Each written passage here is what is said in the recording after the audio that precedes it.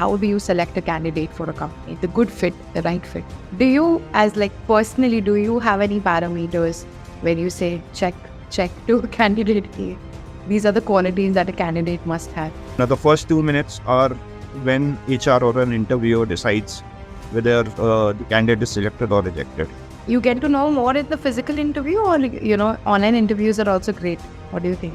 We have had our negative experiences in online interviews. How should I make my resume? In black and white, or should I do it like a little colorful thing? Should I like put my photo or not?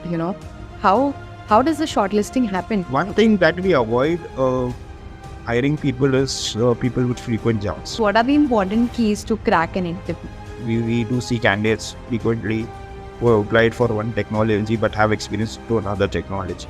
And every Indian is open to doing everything. Yeah, I understand, that you need to have a broader skill set, but that does not mean you do everything. Please give your introduction to all our audiences. My name is Ashchit Chaturvedi, and I am part of Momentum Metropolitan Services, which is a IT captive, one of the largest insurance-based offensive company in South Africa. I've close to 10 years into recruitments and hiring. I worked into major industries, started with BPOs, moved on into hospitality, logistics, finance, then to edutech, and now into IT hiring. Oh my God, you have such a vast journey. I mean, you have a versatile knowledge all over. Yes, I do. So I think with that, I would want to ask you, how do you hire, a candidate for each company and each brand? Like, you have been working in so many different industries. So tell me some differentiators, or, how do you select a candidate for a company, the good fit, the right fit? I believe JD is a very generalist concept of hiring, but to actually understand what we are looking for or who we are looking for, it is to have an understanding of what do we need. Reach out to the manager, hiring manager, understand what his needs are and what is he looking for. Try to find the right guy. JD does help, yes, but I think it's more about understanding what the business needs and how do we fulfill it. Okay. Other than this, like, how do you, shortlist a candidate according to the company, the brand? I mean, do you have any parameters that you look forward for that? As in, for an edtech brand, for a logistic brand, the company differentiates. So how does your hiring process differentiate that? It does. There's a lot of differentiation. When I say I've hired for hospitality, I've hired for 5-star hotels, 5-star groups. They look for the best of the best, from the industry. It doesn't matter whether they are freshers or experienced, they have to be the best in terms of their knowledge, their skill set, their appearances, their communications. If I differentiate that with the logistic industry is a 180-degree opposite of what the hospitality is. In logistic, we look for people who are ready to hit the road, who will stay on the road, do the ground job. So it's very different. You have to understand, again, coming to the same point, you have to understand what is that we are looking for and what will that person do is the most important thing. It's not the designation, it is more about the role. What will the person do? Yeah. And once you understand, then I think then finding the right candidate is much easier. I think that suffices our question as well. The experience and sometimes even the qualification doesn't matter. Sometimes the will to do it, also the passion towards what you passion to do it is, I think, more important. Yeah.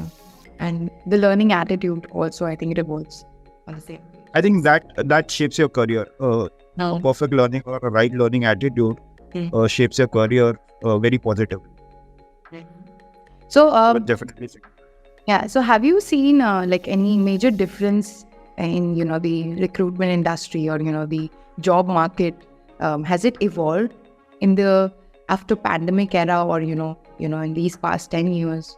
I could comment in the last 5 years since I've been to corporate hiring for the last 5 years. I would say yes, it has evolved. COVID has played a very crucial role in changing the way we work, both positively, negatively. There are both the aspects. But one thing that COVID has taught us, working from home has taught us, is, work can be done from anywhere as long as you are available. It does not matter whether you work from home or you work from office or any other location. It has given more freedom, daily schedules of the employees, of people, and it has given them that opportunity to manage their work and private life. What about like in the hiring process? Has things different? The way you hired before and now the way you hire people, or maybe you look for people? It has affected. Earlier, pre-COVID, interviews were face to face. We used to call people to our office, meet them in person. The personal touch has been lost when it comes to meeting and greeting people. But now, I think with online interviews, with e-interviews through Zoom and Teams and other channels, we are also able to connect with more people across country, across regions. So But I think just like you get to know more in the physical interview, or online interviews are also great. What do you think? there has been a very drastic change in terms of online interviews. We do find we have had our negative experiences in online interviews. So when meeting people, it's just not that you meet the person, it's you understand who he is. So that changes a lot of things. So I think that was still better. Okay, the physical interviews. Yes. I think that can still happen. That still happens. You give rounds of tests and then. Has resumed now. A lot of candidates who are original, authentic, they are open to coming down to the office to meet and give interviews face to face, which is now helping us find the right candidate all the more. Do you, as like personally, do you have any parameters where you say check to a candidate? These are the qualities that a candidate must have. Yeah, there are a lot of checks. Someone who's punctual is one of the key parameters in hiring that person. If the person can show up on time, can be there, I think you have already selected him. Second is how do they, the first 2 minutes are when HR or an interviewer decides whether the candidate is selected or rejected. The other 28 minutes is just stretching time to know him better. Do you distinguish between a person who has pursued a regular degree versus an online degree? Yeah, to answer your question, it does not matter you have an online education, online degree or a physical degree. At least in some of the domains that I work, obviously in hospitality, you have to have you have to go to college and learn the tricks. But when it comes to other courses like MBAs or data science courses or banking courses, I don't think a classroom program or an online program will have much difference. Okay. While hiring, will this make an impact to you?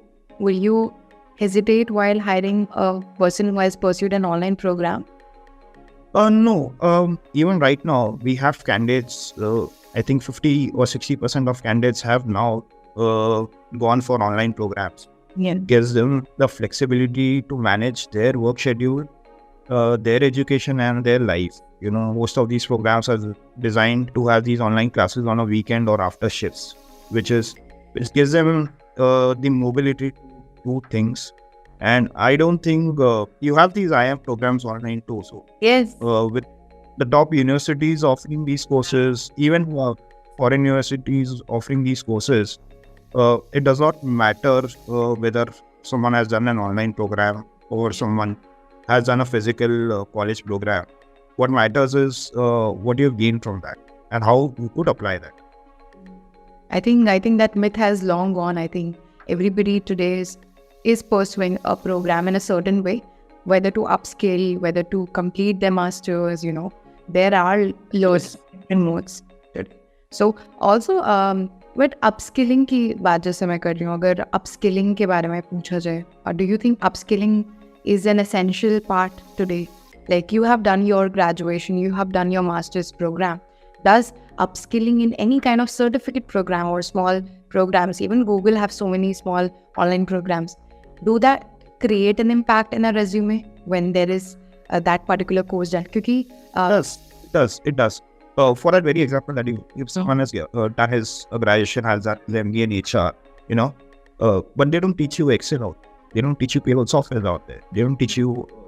If you're doing an upskilling course into a particular small online course, some hours, I think that will give a boost to the career, because when you're into HR, when you're into roles like HR, finance, you have to use various tools. You have to use PowerPoint, basic tools like PowerPoint, Excel, Word, and advanced tools like SAP-based systems and all for your payroll and people management. Once you do an upskilling course on these tools, on these softwares, I think that will give a boost.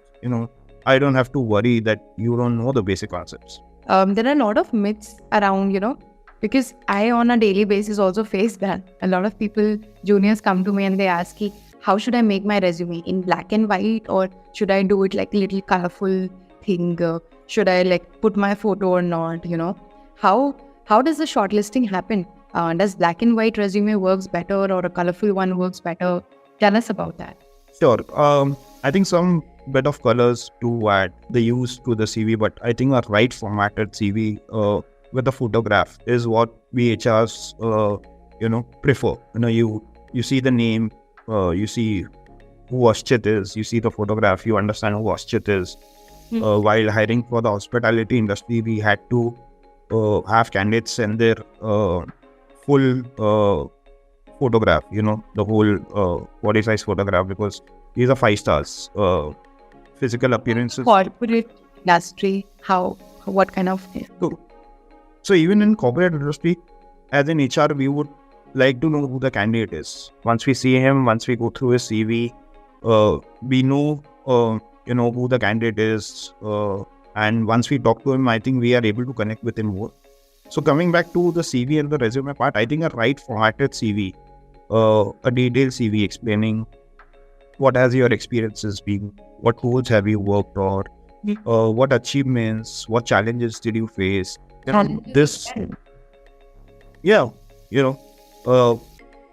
See, once you write an achievement, you achieve something because you've challenged yourself. Right. So that highlights what your exposure has been to that industry or to that role. And then that gives you a boost. Very simple CV. You'll have to gather a lot of information from these candidates during interviews, but a CV that is well defined, well structured. You understand the candidate in the first go. So is the bio in the start important? Like the bio should be there? Bio about? A biography about the candidate is more about what the candidate wants, what his focus is all about. Okay.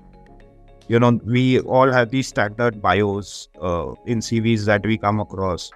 For that very example, 10 years of sales experience, sales manager, looking for opportunities into sales. It's just very general. What a biography is a 4-liner about who you are and what you want and what you're looking at.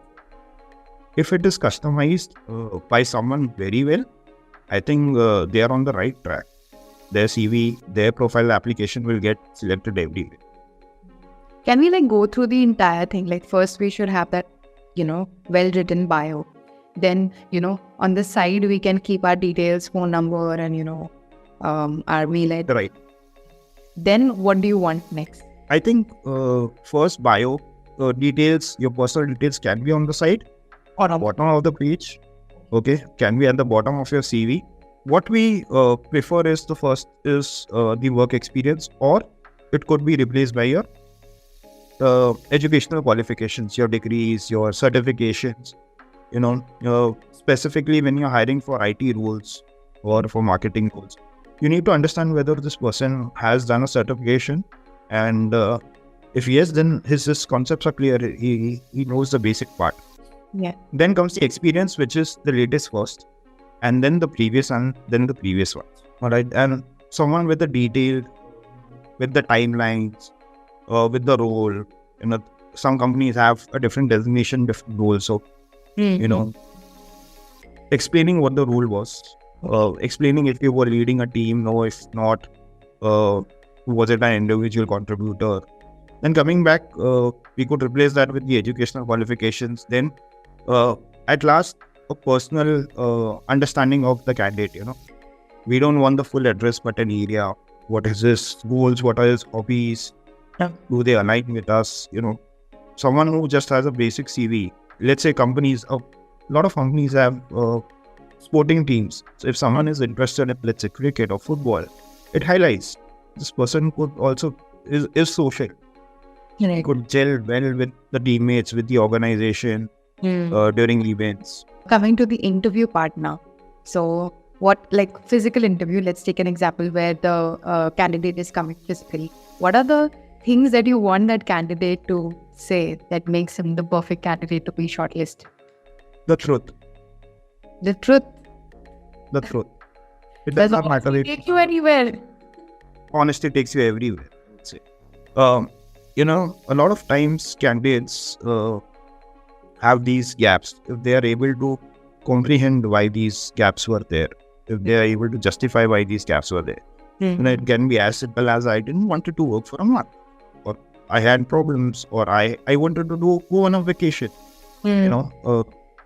So if that is there, if honesty is there, what you have done, whether you have achieved something or not, was your role very limited? Was it very, once that is backfire also.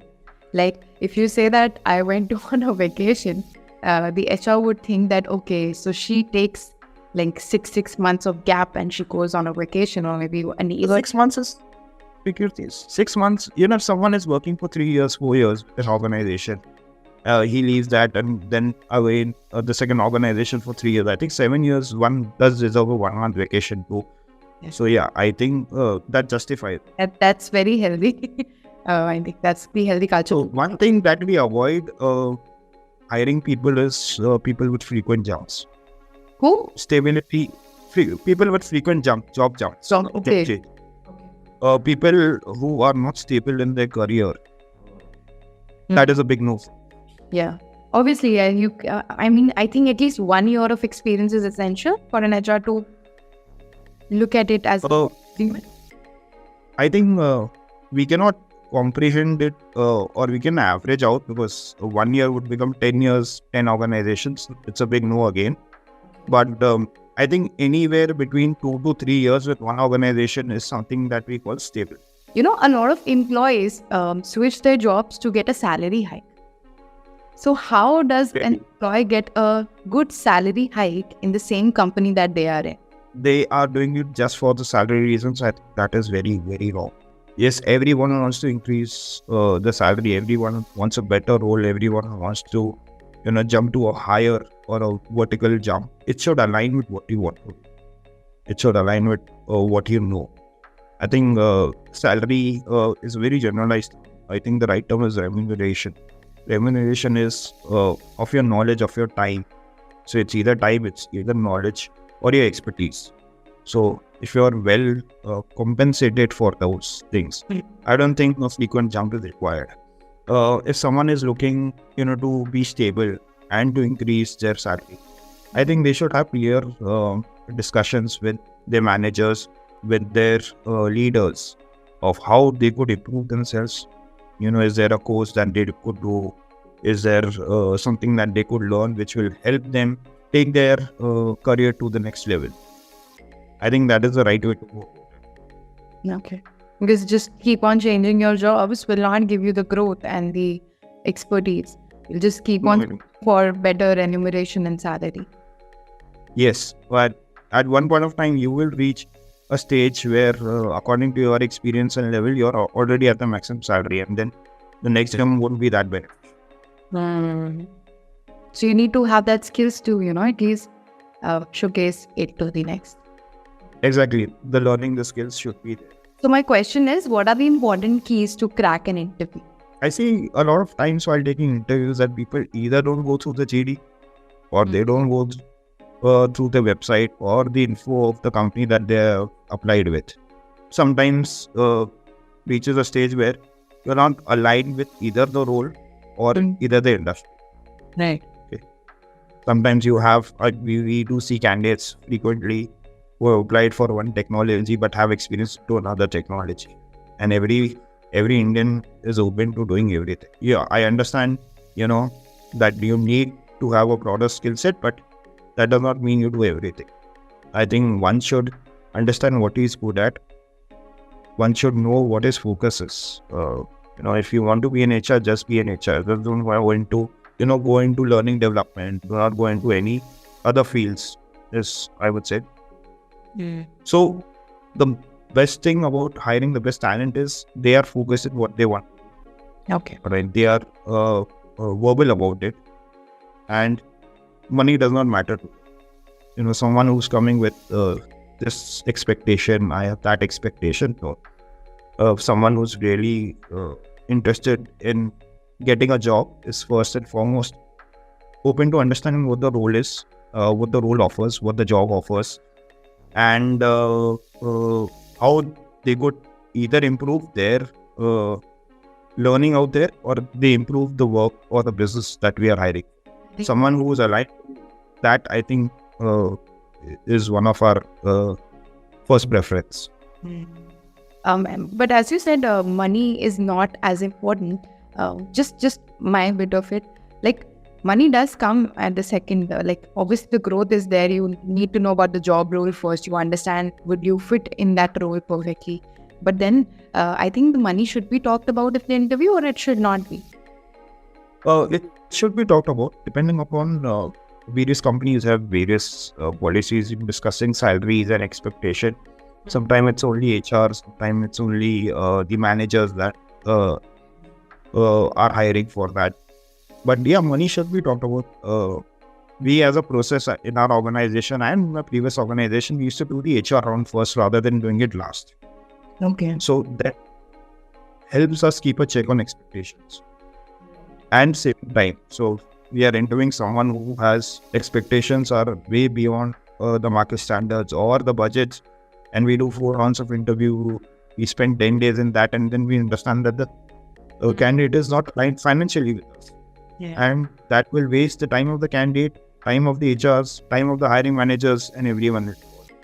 So I think from the financial perspective, salary perspective, the first one should be HR rounds to set the expectation on both the sides of what the candidate is expecting and what are we offering, and whether it's a match or not.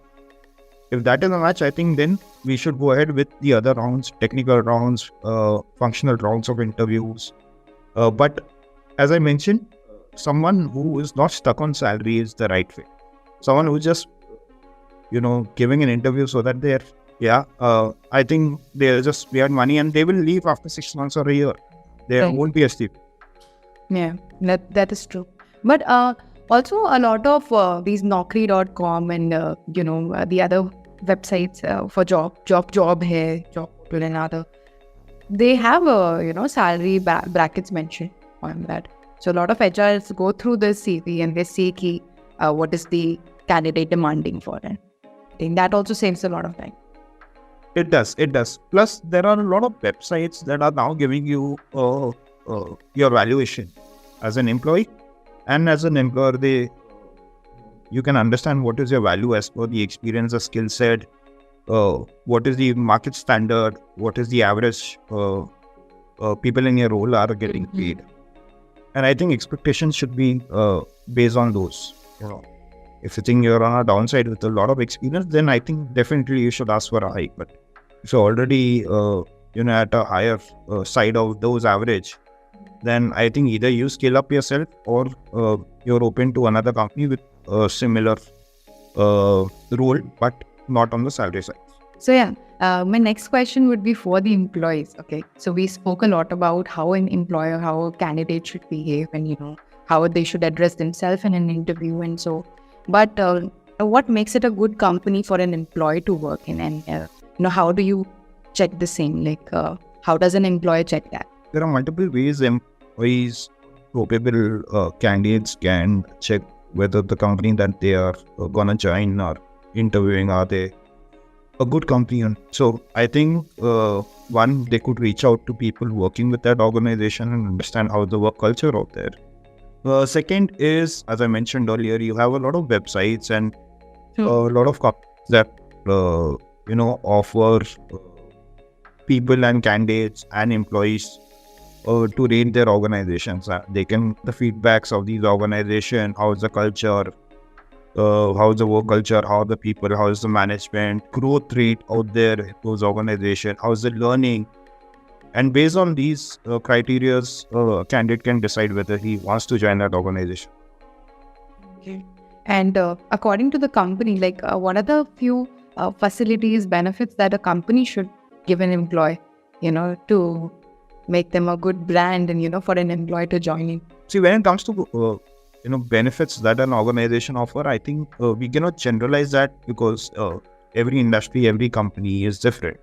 And so are the benefits tagged along for each role. But I think the best benefit that a company can give to its employees, preserve them, respect them, give them those growth opportunities, give them those learning opportunities where they can grow in a company, in a role, and their careers too. If someone is getting a steady growth, steady learning, I think they will stick around. Moving to the next question, what do you think will be, like as we say that the industry, the job market has evolved now, which industry, which sector do you think will have the highest job openings? I mean, that has a lot of scope and, वहाँ पर hiring बहुत strong हो सकती है. The impact India has on the world, we are one of the fastest growing economies with the highest population of engineers, various skill sets. So I think as a whole, yes, there will be a lot of growth in India for each and every role, but some skill set that will lead this will definitely be IT, engineering, automation. I think automation is automation into everything. So I think the next big thing is to move it to automation. Can be of anything, robotics, AI, ML, data science. These have a lot of scope in the future. Yeah, and I think, has quite a high paying salary and a good career ahead for, I think, a decade or so. It does. Okay. I think, thank you so much for joining us. I think this was a very informational interview that we took with you. I think you answered all the questions. We got really great answers from you, honest answers and practical answers that we can actually apply. All the students watching this would apply to their day-to-day life, and I think they would have a great career ahead. So thank you so much, Ashchit. I'm really best. Thank you so much for having me and hosting me. Thank you, Sukhipati. Thank you. Thank you so much.